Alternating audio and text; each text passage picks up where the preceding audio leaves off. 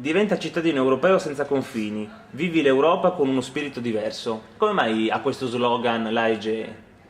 Allora, questo slogan significa che noi vogliamo promuovere una cittadinanza attiva dell'Europa, una partecipazione attiva dell'Europa, uno scambio culturale, una conoscenza reciproca dell'Europa, partendo dai giovani, partendo dagli studenti giovani, che sono quelli che andranno a comporre appunto l'Europa di domani. Uno spirito diverso perché? Perché probabilmente l'Europa, almeno non è molto conosciuta proprio tra i giovani, e noi siamo molto fortunati perché abbiamo degli amici in tutta Europa, parliamo in inglese, parliamo in tante lingue, e non è una cosa proprio tipica, ecco, per chi non ci conosce.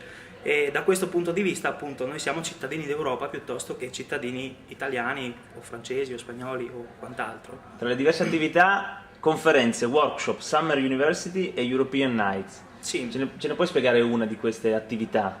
Forse la Summer University è quella più, È quella più interessante. Sì, eh. allora, il progetto Summer University è un progetto che coinvolge tantissimi dei soci AEG, che sono in totale circa 13.000 in tutta Europa. Summer University significa praticamente un periodo di soggiorno all'estero o in un'antenna locale, in cui chi ti ospita ti fa vedere per 2 settimane o più il proprio territorio, le proprie tradizioni, la propria lingua, la propria cultura, tutto all'insegna dell'amicizia, dello scambio diciamo non formale e del divertimento, ovviamente.